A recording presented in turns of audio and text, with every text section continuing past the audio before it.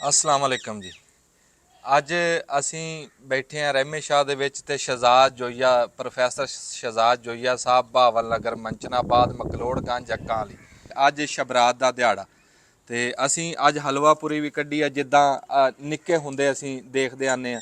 ਅਜ ਤਾਂ ਦੇਖਦੀ ਵੀ ਹੈ ਚਲੋ ਦੇਖਦੀ ਰਹੂਗੀ ਤੂੰ ਉੱਥੇ ਰਹਿ। ਅੱਛਾ ਹਲਵਾ ਪੂਰੀ ਕੱਢੀ ਅੱਜ ਤੇ ਸ਼ਬਰਾਤ ਦਾ ਬੜਾ ਵੱਡਾ ਦਿਹਾੜਾ ਹੁੰਦਾ ਬੜਾ ਮੁਕੱਦਰਾਂ ਵਾਲੇ ਅਗਲਾ ਪਤਾ ਨਹੀਂ ਦਿਹਾੜਾ ਮੁਕੱਦਰਾਂ 'ਚ ਹੈ ਕਿ ਨਹੀਂ ਹੈ। ਸਹੀ ਗੱਲ ਹੈ। ਇਸ ਦਿਨ ਨੂੰ ਬੰਦੇ ਦੁਆਵਾਂ ਮੰਗਦੇ ਆ ਅੱਲਾ ਤੋਂ ਮਾਫੀ ਮੰਗਦੇ ਆ।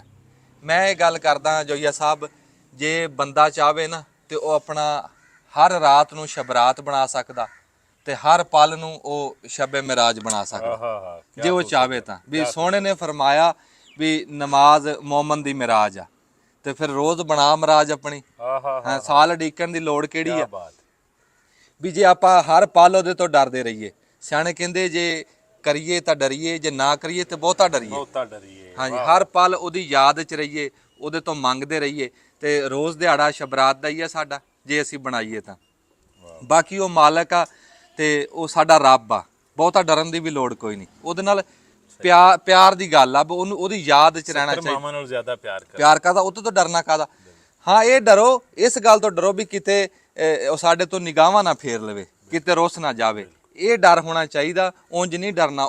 ਤੇ ਉਹਦੀ ਯਾਦ 'ਚ ਰਹੀਏ ਤੇ ਸਾਡੀ ਹਰ ਰੋਜ਼ ਸ਼ਬਰਾਤ ਹੀ ਆ। ਬਾਕੀ ਹਰ ਰੋਜ਼ ਹਲਵਾ ਪੂਰੀ ਤਾਂ ਨਹੀਂ ਨਾ ਨਿਕਲਣੀ। ਆਹੋ ਸੇ ਬਹੁਤ ਔਖਾ ਕੰਮ। ਹਾਂਜੀ ਤੇ ਬਾਕੀ ਇਹ ਆ ਵੀ ਮਾਲਕ ਦੀ ਯਾਦ 'ਚ ਤੇ ਆਪਣੀ ਅਸਲ 'ਚ ਰਹੋ। ਮੈਂ ਜੀ ਗੱਲ ਨਿੱਕੀ ਜੀ ਕਰਦਾ। ਹੁੱਕੇ ਦਾ ਜਿਹੜਾ ਪਾਣੀ ਆ ਨਾ ਜੀ ਵਾਹ ਇਹ ਨਪਾਕ ਆ ਕਹਿੰਦੇ ਵੀ ਇਹਦੇ ਨਾਲ ਵਜ਼ੂ ਨਹੀਂ ਹੋ ਸਕਦਾ ਵੀ ਉਹਦੇ 'ਚ ਧੂਆਂ ਫਿਰਿਆ ਹੁੰਦਾ। ਤੇ ਜੇ ਉਹੀ ਪਾਣੀ ਕਹਿੰਦੇ ਜਾ ਕੇ ਸਮੁੰਦਰ 'ਚ ਸਿੱਟ ਦਈਏ ਥੋੜਾ ਨਪਾਕ ਬਹੁਤੇ ਪਾਕ 'ਚ ਰਲਿਆ ਤੇ ਆਪਣਾ ਵਜੂਦ ਖੋ ਗਿਆ ਉਹ ਵੀ ਪਾਕ ਹੋ ਗਿਆ। ਹੁਣ ਉਹ ਵਜ਼ੂ ਦੇ ਕਾਬਲ ਵੀ ਆ ਉਹ ਪੀਣ ਦੇ ਹਰ ਸ਼ਾ ਦੇ। ਸੁਭਾਨ ਅੱਲਾਹ ਕੀ ਬਾਤ ਹੈ। ਬੰਦਾ ਜਦੋਂ ਮਰ ਕੇ ਆਪਣੀ ਅਸਲ 'ਚ ਜਾਂਦਾ ਨਾ ਫਿਰ ਇਹਦੇ ਰੰਗੀ ਸ਼ੈ ਕੋਈ ਨਹੀਂ। ਬੜੀ ਸੋਹਣੀ ਗੱਲ ਹੈ ਬਹੁਤ ਤੇ ਜੇ ਇੱਥੇ ਵੀ ਤੂੰ ਆਪਣੀ ਮਾਲਕ ਦੇ ਨਾਲ ਜੁੜਿਆ ਰਵੇਂ ਨਾ ਆਪਣੀ ਅਸਲ ਨਾਲ ਜੁੜਿਆ ਰਵੇਂ ਤੇ ਫਿਰ ਤੇਰੇ ਵਰਗੀ ਇੱਥੇ ਵੀ ਸ਼ੈ ਕੋਈ ਨਹੀਂ। ਫਿਰ ਬੰਦੇ ਵਰਗੀ ਇੱਥੇ ਵੀ ਸ਼ੈ ਕੋਈ ਨਹੀਂ। ਪਰ ਮਾਲਕ ਸਾਨੂੰ ਤੌਫੀਕ ਦੇਵੇ।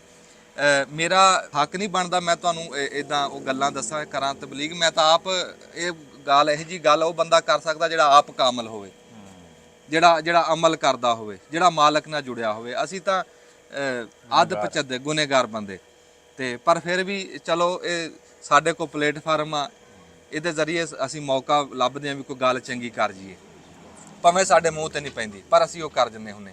ਤੇ ਹੁਣ ਮੈਂ ਜੋਈਆ ਸਾਹਿਬ ਨੂੰ ਕਹੂੰਗਾ ਕਿ ਦੋ ਅਲਫਾਜ਼ ਅੱਜ ਦੇ ਸਫ਼ਰ ਦੇ ਬਾਰੇ 'ਚ ਜਿਹੜਾ ਅਸੀਂ ਚੱਲੇ ਆਂ ਕਰਨ ਉਹਦੇ ਬਾਰੇ 'ਚ ਤੇ ਦੋ ਅਲਫਾਜ਼ ਸ਼ਬਰਾਤ ਦੇ ਬਾਰੇ 'ਚ ਕੋਈ ਕਰ ਦਿਓ। ਸਰੋਇਆ ਸਾਹਿਬ ਜਿਹੜੀ ਤੁਸੀਂ ਗੱਲ ਕਰ ਛੱਡੀ ਹੈ ਮੇਰੇ ਖਿਆਲ ਦੇ ਵਿੱਚ ਬੜੀ ਖੂਬਸੂਰਤ ਗੱਲ ਸੀ ਕਿ ਅਸੀਂ ਮਿਰਾਜ ਨਮਾਜ਼ ਜਿਹੜੀ ਹੈ ਮੁਹੰਮਦ ਦੀ ਮਿਰਾਜ ਹੈ ਤੇ ਅਸੀਂ ਦਿਹਾੜੀ 'ਚ 5 ਵਾਰੀ ਉਹ ਮਿਰਾਜ ਕਰ ਸਕਨੇ ਹਾਂ। ਸੁਭਾਨ ਅੱਲਾਹ। ਇੰਨਾ ਸਾਡੇ ਕੋਲ ਮਤਲਬ ਹੈ ਸੋਹਣਾ ਮੌਕਾ ਹੁੰਦਾ ਲੇਕਿਨ ਅਸੀਂ ਉਹ ਮੌਕਾ ਗਵਾਨੇ ਆ। ਬਾਕੀ ਸ਼ਬਰਾਤ ਦੇ ਹਵਾਲੇ ਨਾਲ ਇਹ ਹੀ ਹੈ ਕਿ ਲੋਕ ਮੈਸੇਜ ਕਰਨਾ ਸ਼ੁਰੂ ਕਰ ਦੇਣਗੇ ਜੀ ਮਾਫ ਕਰ ਦਿਓ ਫਲਾਨ ਕਰ ਦਿਓ ਡਮਕਾਨ ਕਰ ਦਿਓ। ਇਸ ਦੀ ਜ਼ਰੂਰਤ ਨਹੀਂ ਹੈ। ਤੁਸੀਂ ਮਾਫੀਆਂ ਨਾ ਮੰਗੋ ਤੁਸੀਂ ਆਪਣੇ ਆਪ ਦੇ ਵਿੱਚ ਤਬਦੀਲੀ ਲਿਆਓ ਔਰ ਬਤੌਰ ਸੁਸਾਇਟੀ ਆਪਣੇ ਆਪ ਨੂੰ ਇੰਪਰੂਵ ਕਰੋ। ਬਾਹਰੋਂ ਹੁਣ ਤੁਸੀਂ ਮੈਂ ਆਇਆ ਜਦੋਂ ਤੇ ਇਹਨਾਂ ਕੋਲ ਇੱਕ ਦੋਸਤ ਆਏ ਹੋਏ ਸਨ ਇੰਗਲੈਂਡ ਤੋਂ ਕਾਸ਼ਫ ਸਾਹਿਬ ਬੜੀਆਂ ਸੋਹਣੀਆਂ ਗੱਲਾਂ ਕਰ ਰਹੇ ਸਨ ਤੇ ਉਹ ਆਪ ਦੱਸ ਰਹੇ ਸਨ ਵੀ ਇੰਗਲੈਂਡ ਵਿੱਚ ਇੰਜ ਹੈ ਫਲਾਨ ਹੈ ਡਮਕਾਨ ਹੈ ਉੱਥੇ ਧੋਖਾ ਨਹੀਂ ਹੈ ਉੱਥੇ 2 ਨੰਬਰੀ ਨਹੀਂ ਹੈ ਹੈ। ਉਹ ਗੈਰ ਮੁਸਲਮ ਹੋ ਕੇ ਸਾਰਾ ਕੰਮ ਉੱਥੇ ਕੀਤੀ ਜਾਂਦੇ ਨੇ ਤੇ ਅਸੀਂ ਮੁਸਲਮਾਨ ਹੋ ਕੇ ਦੁੱਧ ਦੇ ਵਿੱਚ ਪਾਣੀ ਵੀ ਰਲਾਈ ਜਾਂਦੇ ਆ 2 ਨੰਬਰ ਜ਼ਰਾਈ ਅਦਵਿਆਤ ਬਣਾਈ ਜਾਂਦੇ ਪਤਾ ਨਹੀਂ ਕੀ ਕੀਤੀ ਜਾਂਦੇ ਆ ਤੇ ਬਸ ਆਪਣੇ ਗਿਰੇਬਾਨ ਦੇ ਵਿੱਚ ਝਾਂਕੀਏ। ਇਹ ਮੌਕਾ ਹੈ ਆਪਣੇ ਕੋਲ ਤੇ ਇਸ ਮੌਕੇ ਦੀ ਮੁਨਾਸਬਤ ਨਾਲ ਆਪਣੀ ਇਸਲਾਹ ਕਰੀਏ।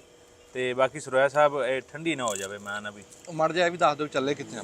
ਤੇ ਅਸੀਂ ਜਾ ਰਹੇ ਹਾਂ ਜੀ ਪੰਜਾਬੀ ਸੁਲੇਖ ਮੇਲਾ ਉੱਥੇ ਲੈਲਪੁਰ ਨਾਸਰ ਢਿੱਲੋਂ ਸਾਹਿਬ ਭਾਈ ਉੱਥੇ ਸਾਡਾ ਇੰਤਜ਼ਾਰ ਕਰ ਰਹੇ ਨੇ ਜਿਹੜੇ ਆਰਗੇਨਾਈਜ਼ਰ ਨੇ ਇਸ ਦੇ ਧੋਈ ਚੱਠਾ ਸਾਹਿਬ ਔਰ ਸਾਡੀ ਭੈਣ ਖੋਲਾ ਚੀਮਾ।